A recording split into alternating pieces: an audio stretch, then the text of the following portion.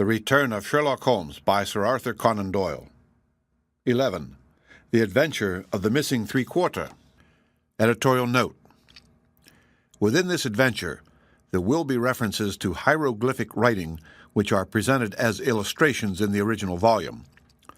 The listener may view reproductions of these illustrations by referring to the text version of this story found on the same website. We were fairly accustomed to receive weird telegrams at Baker Street, but I have a particular recollection of one which reached us on a gloomy February morning some 7 or 8 years ago and gave Mr. Sherlock Holmes a puzzled quarter of an hour. It was addressed to him and ran thus: "Please await me. Terrible misfortune. Right wing three-quarter missing. Indispensable tomorrow. Overton."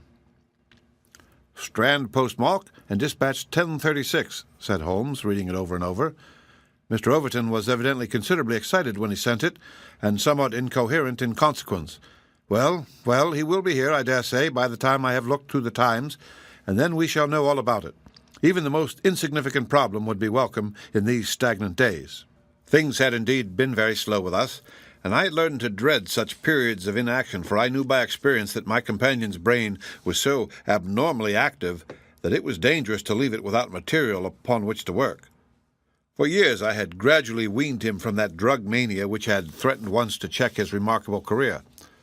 Now I knew that under ordinary conditions he no longer craved for this artificial stimulus, but I was well aware that the fiend was not dead but sleeping, and I have known that the sleep was a light one, and the waking near, when, in periods of idleness, I have seen the drawn look upon Holmes's ascetic face and the brooding of his deep-set and inscrutable eyes. Therefore, I blessed this Mr. Overton, whoever he might be, since he had come with his enigmatic message to break that dangerous calm which brought more peril to my friend than all the storms of his tempestuous life. As we had expected, the telegram was soon followed by its sender, and the card of Mr. Cyril Overton of Trinity College, Cambridge, announced the arrival of an enormous young man, 16 stone of solid bone and muscle, who spanned the doorway with his broad shoulders and looked from one of us to the other with a comely face which was haggard with anxiety. "Mr. Sherlock Holmes." My companion bowed. "I've been down to Scotland Yard, Mr. Holmes. I saw Inspector Stanley Hopkins. He advised me to come to you. He said the case, so far as he could see, was more in your line than in that of the regular police." "Pray, sit down and tell me what is the matter." "It's awful, Mr. Holmes, simply awful. I wonder my hair isn't grey. Godfrey Staunton, you've heard of him, of course. He's simply the hinge that the whole team turns on. I'd rather spare 2 from the pack and have Godfrey for my three-quarter line. Whether it's passing or tackling or dribbling, there's no one to touch him, and then he's got the head and can hold us all together. What am I to do? That's what I ask you, Mr. Holmes. There's Morehouse, first reserve, but he is trained as a half, and he always edges right in on to the scrum instead of keeping out on the touch line.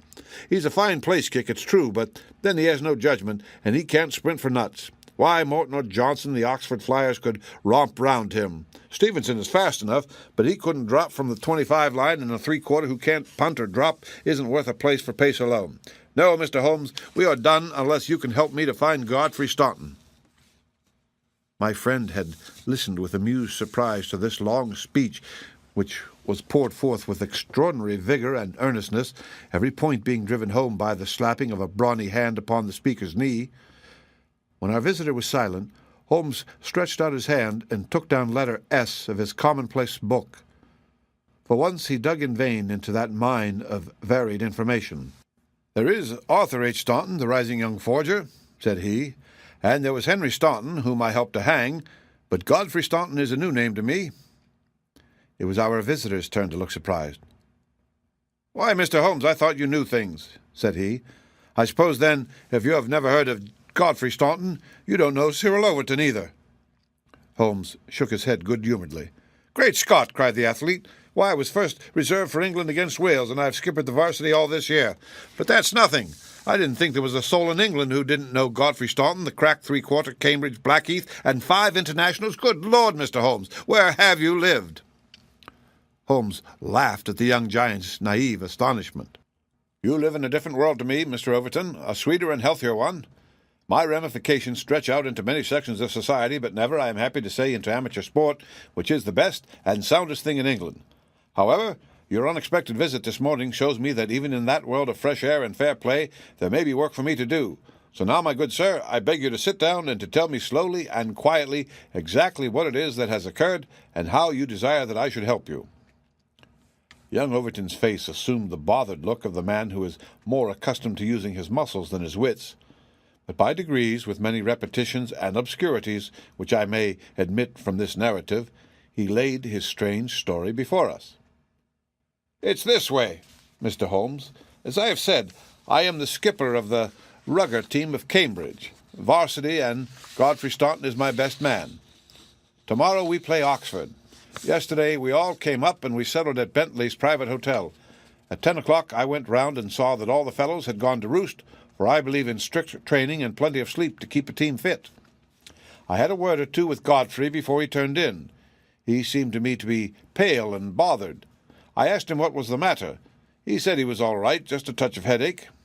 I bade him good night and left him. Half an hour later the porter tells me that a rough-looking man with a beard called with a note for Godfrey. He had not gone to bed, and the note was taken to his room. Godfrey read it and fell back in a chair as if he had been poleaxed. The porter was so scared that he was going to fetch me, but Godfrey stopped him, had a drink of water, and pulled himself together. Then he went downstairs, said a few words to the man who was waiting in the hall, and the two of them went off together. The last that the porter saw of them, they were almost running down the street in the direction of the Strand. This morning, Godfrey's room was empty, his bed had never been slept in, and his things were all just as I had seen them the night before. He had gone off on a moment's notice with this stranger, and no word has come from him since. I don't believe he will ever come back. He was a sportsman, was Godfrey, down to his marrow, and he wouldn't have stopped his training and let in his skipper if it were not for some cause that was too strong for him. No, I feel as if he were gone for good, and that we should never see him again." Sherlock Holmes listened with the deepest attention to this singular narrative. "What did you do?" he asked. "I wired to Cambridge to learn if anything had been heard of him there. I've had an answer. No one has seen him." "Could he have gone back to Cambridge?" "Yes, there is a late train, 11:15. But so far as you can ascertain, he did not take it."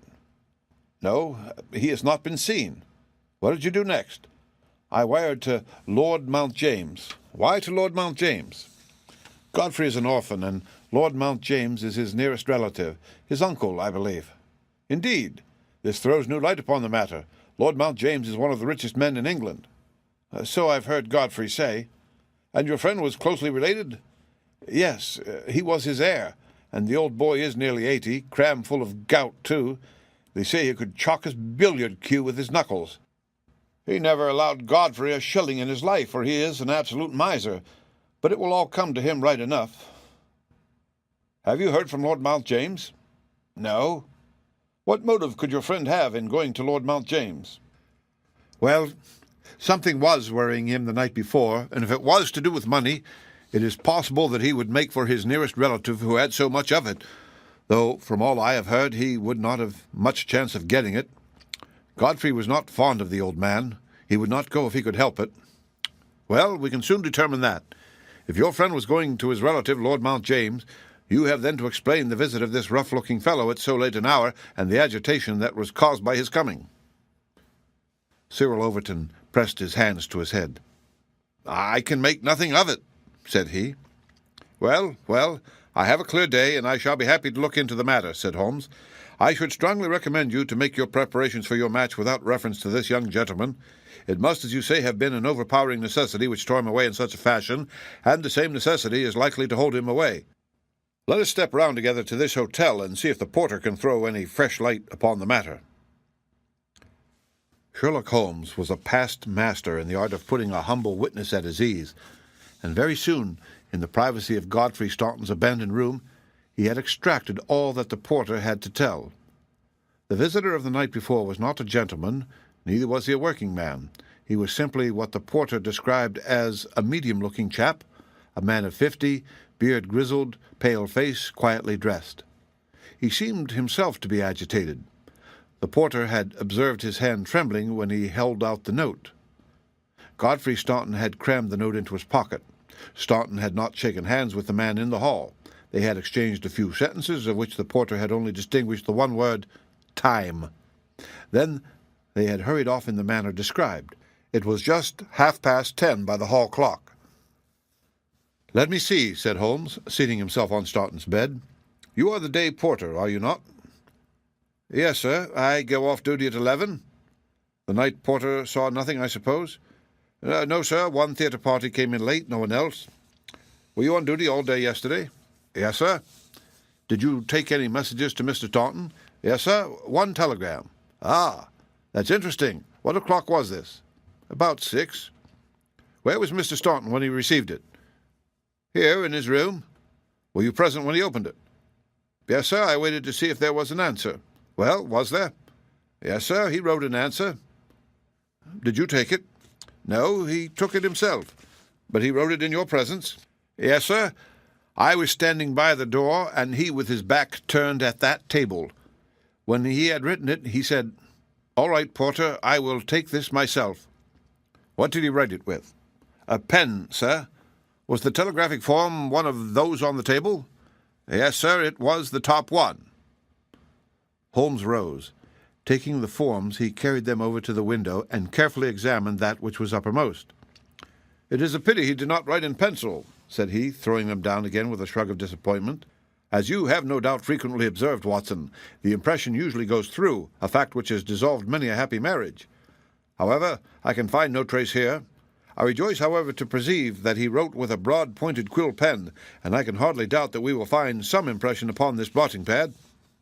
Ah, yes, surely this is the very thing." He tore off a strip of blotting paper and turned towards the following hieroglyphic, which is pictured here. Cyril Overton was much excited. "Hold it to the glass," he cried. "That is unnecessary," said Holmes. "The paper is thin, and the reverse will give us the message. Here it is." He turned it over, and we read what was visible on the reverse. "So that is the tail end of the telegram which Godfrey Staunton dispatched within a few hours of his disappearance. There are at least 6 words of the message which have escaped us, but what remains, 'Stand by us, for God's sake,' proves that this young man saw a formidable danger which approached him, and from which someone else could protect him. Us, mark you. Another person was involved. Who should it be but the pale-faced, bearded man who seemed himself in so nervous a state? What, then, is the connection between Godfrey Staunton and the bearded man? And what is the third source from which each of them sought for help against pressing danger? Our inquiry has already narrowed down to that." "We have only to find to whom that telegram is addressed," I suggested. "Exactly, my dear Watson. Your reflection, though profound, had already crossed my mind. But I dare say it may have come to your notice that if you walk into a post-office and demand to see the counterfoil of another man's message, there may be some disinclination on the part of the officials to oblige you. There is so much red tape in these matters. However, I have no doubt that with a little delicacy and finesse the end may be obtained. Meanwhile, I should like in your presence, Mr. Overton, to go through these papers which have been left upon the table." There were a number of letters, bills, and notebooks which Holmes turned over and examined with quick, nervous fingers and darting, penetrating eyes. "Nothing here," he said at last. "By the way, I suppose your friend was a healthy young fellow? Nothing amiss with him?" "Sound as a bell. Have you ever known him ill?" "Not a day. He has been laid up with a hack, and once he slipped his kneecap, but that was nothing." "Perhaps he was not as strong as you suppose. I should think he might have had some secret trouble. With your assent, I will put 1 or 2 of these papers in my pocket in case they should bear upon our future inquiry." "One moment! One moment!" cried a querulous voice, and we looked up to find a queer little old man jerking and twitching in the doorway. He was dressed in rusty black, with a very broad-brimmed top hat and a loose white necktie, the whole effect being that of a very rustic parson or of an undertaker's mute. Yet, in spite of his shabby and even absurd appearance, his voice had a sharp crackle, and his manner a quick intensity which commanded attention. "Who are you, sir, and by what right do you touch this gentleman's papers?" he asked. "I am a private detective, and I am endeavoring to explain his disappearance." "Oh, you are you? And who instructed you, eh?" "This gentleman, Mr. Staunton's friend, was referred to me by Scotland Yard." "Who are you, sir?" "I am Cyril Overton." "Then it is you who sent me a telegram. My name is Lord Mount James. I came round as quickly as the Bayswater bus would bring me. So, you have instructed a detective? Yes, sir. And are you prepared to meet the cost? I have no doubt, sir, that my friend Godfrey, when we find him, will be prepared to do that. But if he is never found, Answer me that. In that case, no doubt his family— Nothing of the sort, sir, screamed the little man. Don't look to me for a penny, not a penny. You understand that, Mr. Detective? I am all the family that this young man has got, and I tell you that I am not responsible. If he has any expectations, it is due to the fact that I have never wasted money, and I do not propose to begin to do so now. As to those papers with which you are making so free, I may tell you that in case there should be anything of any value among them, you will be held strictly to account for what you do with them. Very good, sir, said Sherlock Holmes. May I ask in the meanwhile whether you have yourself any theory to account for this young man's disappearance? No, sir, I have not. He is big enough and old enough to look after himself, and if he is so foolish as to lose himself, I entirely refuse to accept the responsibility of hunting for him. I quite understand your position, said Holmes, with a mischievous twinkle in his eye. Perhaps you don't quite understand mine. Godfrey Staunton appears to have been a poor man. If he has been kidnapped, it could not have been for anything which he himself possesses. The fame of your wealth has gone abroad, Lord Mount James, and it is entirely possible that a gang of thieves have secured your nephew in order to gain from him some information as to your house, your habits, and your treasure. The face of our unpleasant little visitor turned as white as his neckcloth. Heavens, sir! What an idea! I never thought of such villainy. What inhuman rogues there are in the world! But Godfrey is a fine lad, a staunch lad. Nothing would induce him to give his old uncle away. I'll have the plate removed over to the bank this evening.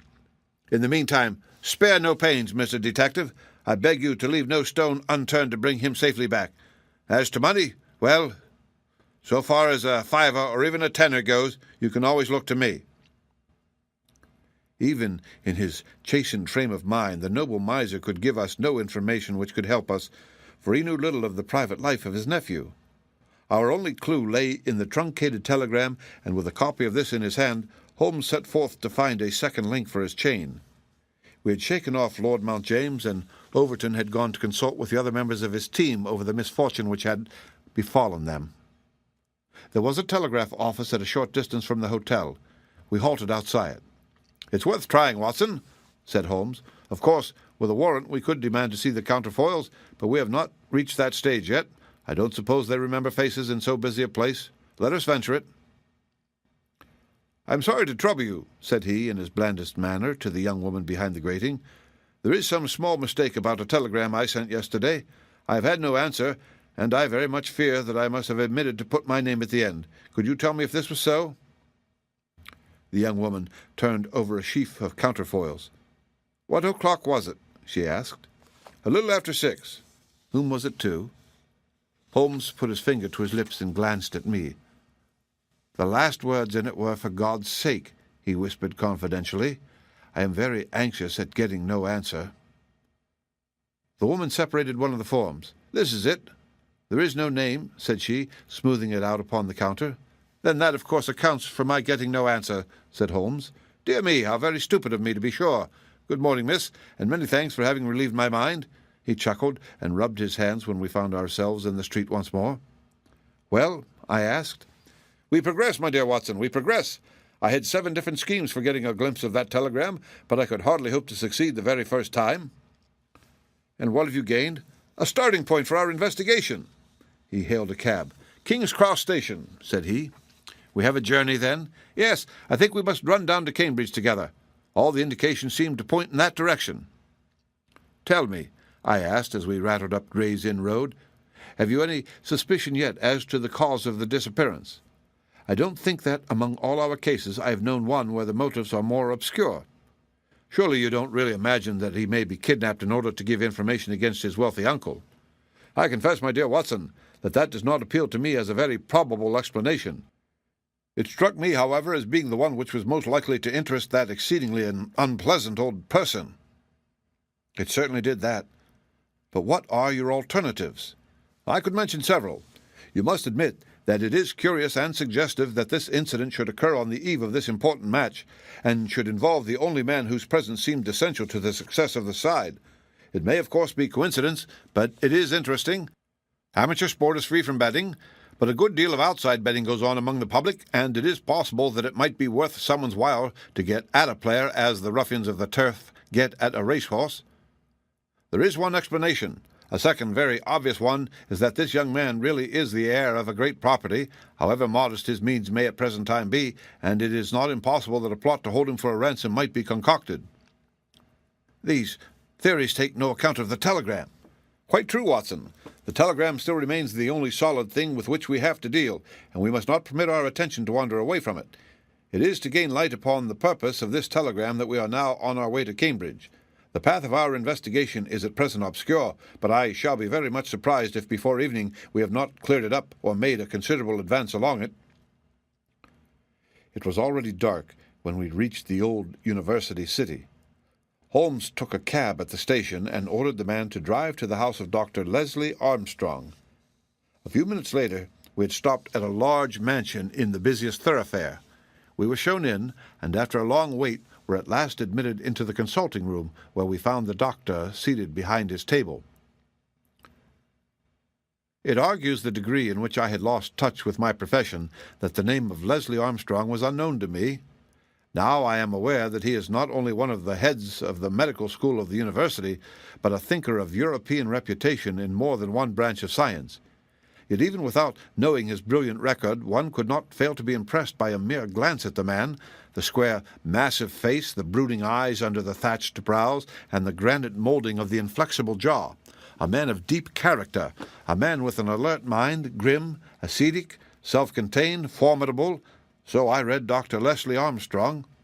He held my friend's card in his hand, and he looked up with no very pleased expression upon his dour features. "I have heard your name, Mr. Sherlock Holmes, and I am aware of your profession, one of which I by no means approve. In that, Doctor, you will find yourself in agreement with every criminal in the country," said my friend quietly. "So far as your efforts are directed towards the suppression of crime, sir. They must have the support of every reasonable member of the community, though I cannot doubt that the official machinery is amply sufficient for the purpose. Where your calling is more open to criticism is when you pry into the secrets of private individuals, when you rake up family matters which are better hidden, and when you incidentally waste the time of men who are more busy than yourself. At the present moment, for example, I should be writing a treatise instead of conversing with you." "No doubt, Doctor, and yet the conversation may prove more important than the treatise. Incidentally, I may tell you that we are doing the reverse of what you very justly blame, and that we are endeavoring to prevent anything like public exposure of private matters which must necessarily follow when once the case is fairly in the hands of the official police. You may look upon me simply as an irregular pioneer who goes in front of the regular forces of the country. I have come to ask you about Mr. Godfrey Staunton." "What about him?"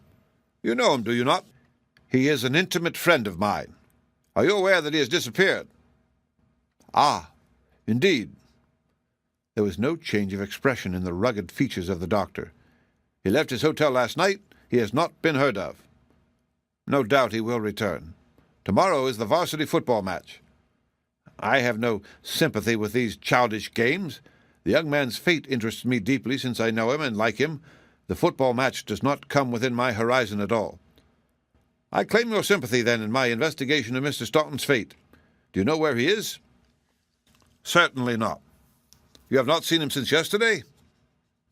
"No, I have not." "Was Mr. Staunton a healthy man?" "Absolutely." "Did you ever know him ill?" "Never." Holmes popped a sheet of paper before the doctor's eyes. "Then perhaps you will explain this receipted bill for 13 guineas paid by Mr. Godfrey Staunton last month to Dr. Leslie Armstrong of Cambridge. I picked it out from among the papers upon his desk." The doctor flushed with anger. "I do not feel that there is any reason why I should render an explanation to you, Mr. Holmes." Holmes replaced the bill in his notebook. "If you prefer a public explanation, it must come sooner or later," said he. "I have already told you that I can hush up that which others will be bound to publish, and you would really be wiser to take me into your complete confidence." "I know nothing about it." "Did you hear from Mr. Staunton in London?" "Certainly not." Dear me, the post office again." Holmes sighed wearily. A most urgent telegram was dispatched to you from London by Godfrey Staunton at 6:15 yesterday evening, a telegram which is undoubtedly associated with his disappearance, and yet you have not had it. It is most culpable. I shall certainly go down to the office here and register a complaint." Dr. Leslie Armstrong sprang up from behind his desk, and his dark face was crimson with fury. "I'll trouble you to walk out of my house, sir," said he. "You can tell your employer, Lord Mount James, that I do not wish to have anything to do either with him or with his agents. No, sir, not another word." He rang the bell furiously. "John, show these gentlemen out." A pompous butler ushered us severely to the door, and we found ourselves in the street. Holmes burst out laughing. "Dr. Leslie Armstrong is certainly a man of energy and character," said he. "I've not seen a man who, if he turned his talents that way, was more calculated to fill the gap left by the illustrious Moriarty. And now, my poor Watson, here we are, stranded and friendless in this inhospitable town, which we cannot leave without abandoning our case. This little inn just opposite Armstrong's house is singularly adapted to our needs. If you would engage a front room and purchase the necessaries for the night, I may have time to make a few inquiries."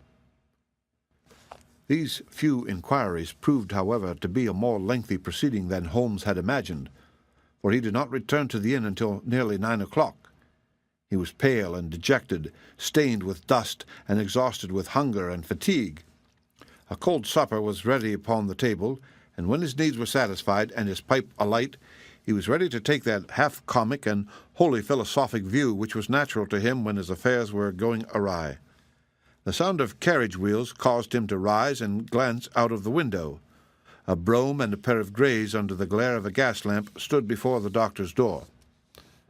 "It's been out 3 hours," said Holmes. "Started at 6:30, and here it is back again. That gives a radius of 10 or 12 miles, and he does it once or sometimes twice a day. No unusual thing for a doctor in practice. But Armstrong is not really a doctor in practice. He is a lecturer and a consultant, but he does not care for general practice, which distracts him from his literary work. Why, then, does he make these long journeys, which must be exceedingly irksome to him, and who is it that he visits?" "His coachman? My dear Watson, can you doubt that it was to him that I first applied? I do not know whether it came from his own innate depravity or from the promptings of his master, but he was rude enough to set a dog at me. Neither dog nor man liked the look of my stick, however, and the matter fell through. Relations were strained after that, and further inquiries out of the question. All that I have learned I got from a friendly native in the yard of our own inn. It was he who told me of the doctor's habits and of his daily journey. At that instant, to give point to his words, the carriage came round to the door." "Could you not follow it?" "Excellent, Watson. You are scintillating this evening. The idea did cross my mind. There is, as you may have observed, a bicycle shop next to our inn. Into this I rushed, engaged a bicycle, and was able to get started before the carriage was quite out of sight. I rapidly overtook it, and then, keeping at a discreet distance of 100 yards or so, I followed its lights until we were clear of the town. We had got well out on the country road when a somewhat mortifying incident occurred. The carriage stopped, the doctor alighted, walked swiftly back to where I had also halted, and told me in an excellent sardonic fashion that he feared the road was narrow, and that he hoped his carriage did not impede the passage of my bicycle. Nothing could have been more admirable than his way of putting it. I at once rode past the carriage, and, keeping to the main road, I went on for a few miles, and then halted in a convenient place to see if the carriage passed. There was no sign of it, however, and so it became evident that it had turned down one of several side roads which I had observed.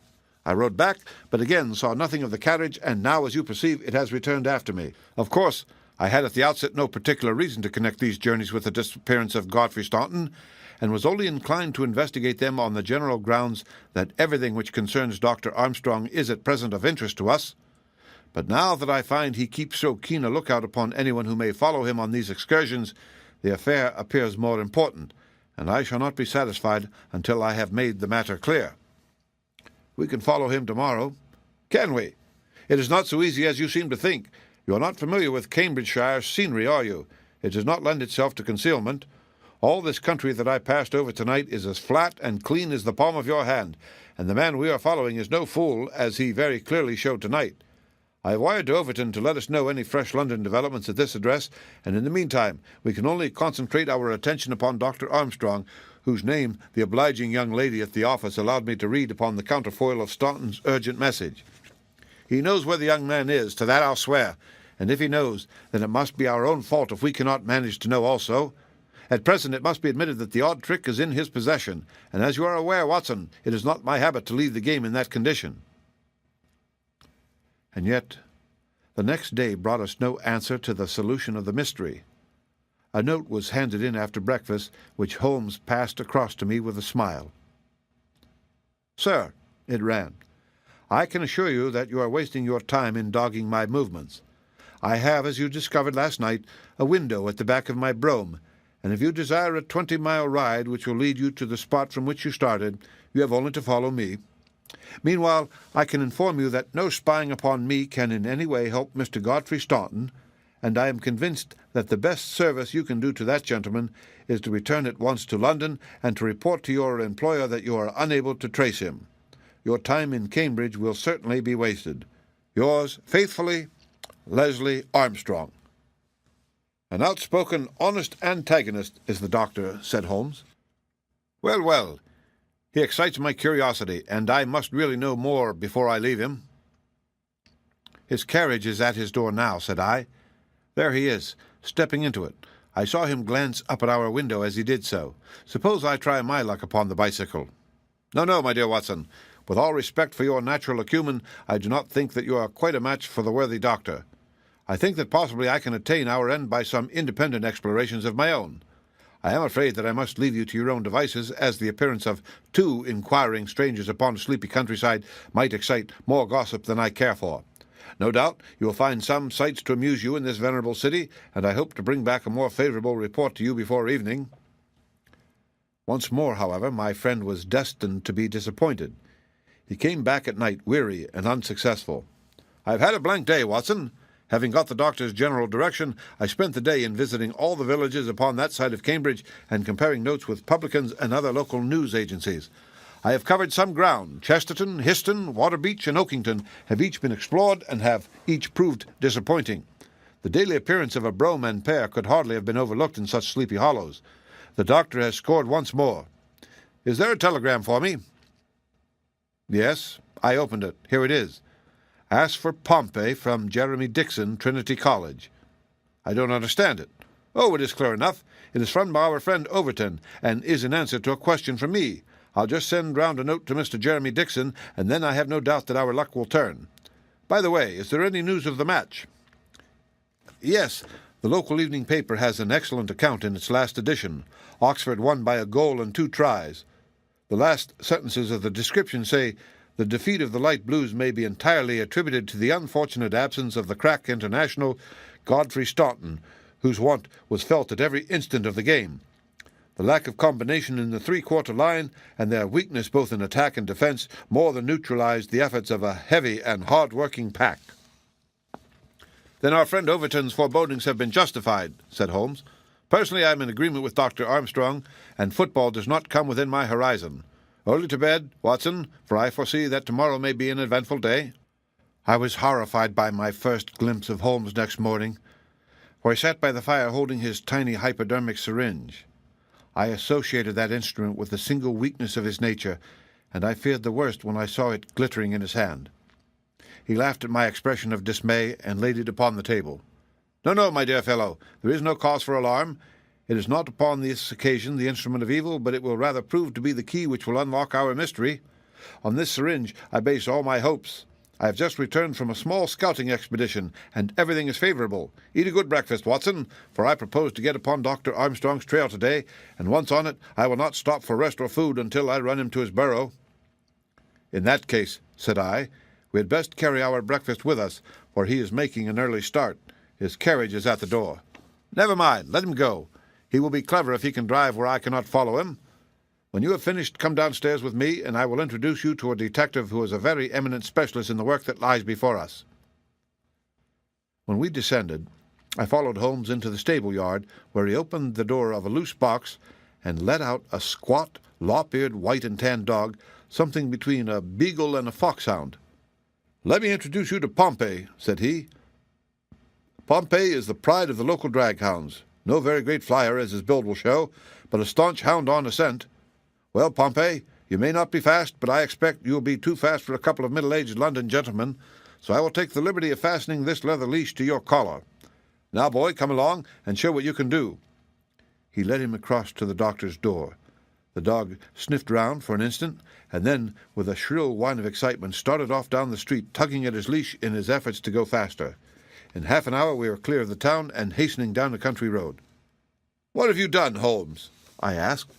"A threadbare and venerable device, but useful upon occasion. I walked into the doctor's yard this morning and shot my syringe full of aniseed over the hind wheel. A draghound will follow aniseed from here to John O'Goat's, and our friend Armstrong would have to drive through the cam before he would shake Pompey off his trail. Oh, the cunning rascal! This is how he gave me the slip the other night." The dog had suddenly turned out of the main road into a grass-grown lane.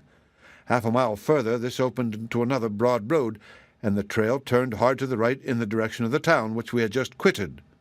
The road took a sweep to the south of the town and continued in the opposite direction to that in which we had started. "This detour has been entirely for our benefit, then?"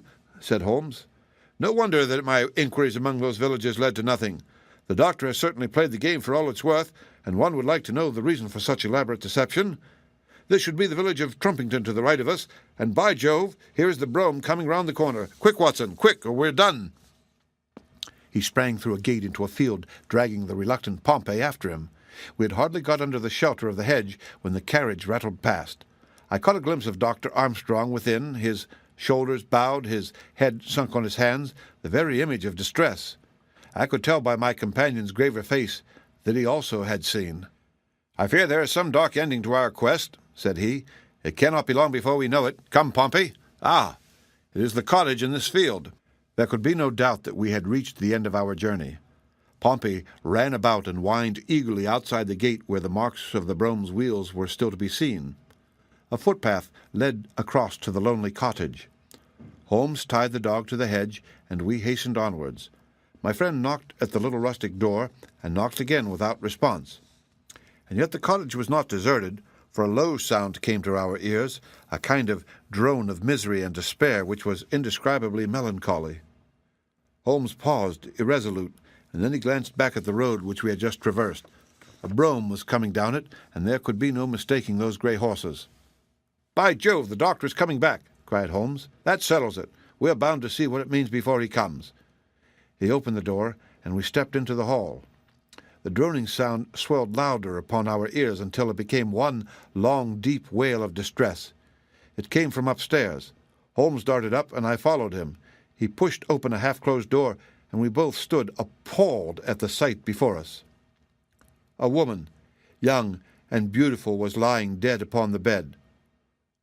Her calm, pale face, with dim, wide-opened blue eyes, looked upward from amid a great tangle of golden hair. At the foot of the bed, half sitting, half kneeling, his face buried in the clothes, was a young man whose frame was racked by his sobs.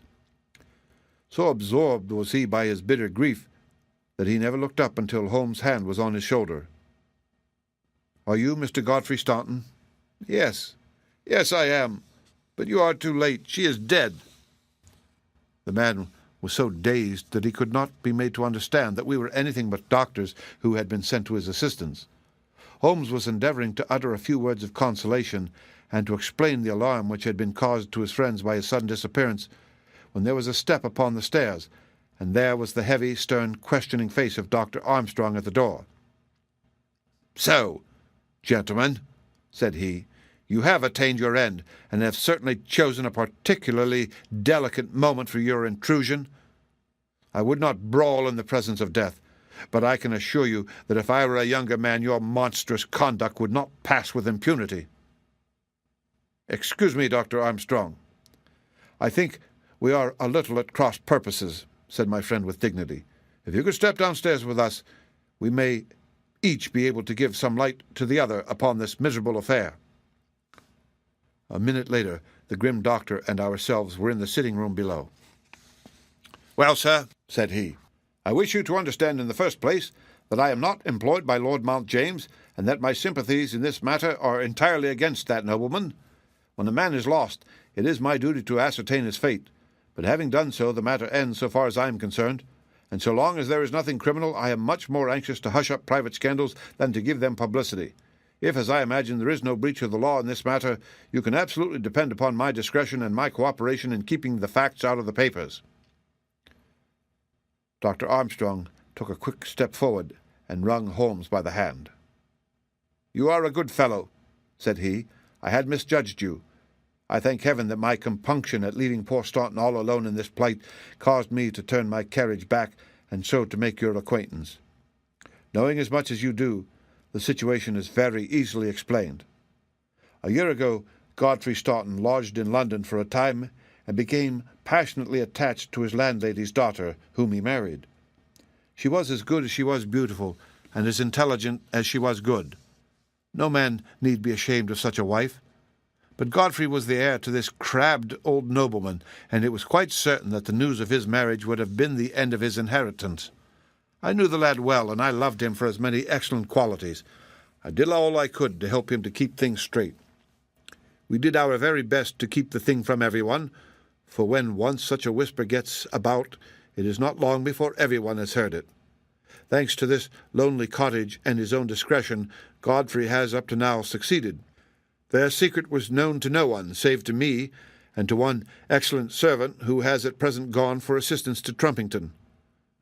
But at last there came a terrible blow in the shape of dangerous illness to his wife. It was consumption of the most virulent kind. The poor boy was half crazed with grief, and yet he had to go to London to play this match, for he could not get out of it without explanations which would expose his secret. I tried to cheer him up by a wire, and he sent me one in reply imploring me to do all I could. This was the telegram which you appear in some inexplicable way to have seen. I did not tell him how urgent the danger was, for I knew that he could do no good here, but I sent the truth to the girl's father, and he very injudiciously communicated it to Godfrey. The result was that he came straight away in a state bordering on frenzy, and has remained in the same state, kneeling at the end of her bed until this morning's death put an end to her suffering. That is all, Mr. Holmes, and I am sure that I can rely upon your discretion and that of your friend." Holmes grasped the doctor's hand. "Come, Watson," said he, and we passed away from that house of grief and into the pale sunlight of the winter day. The end.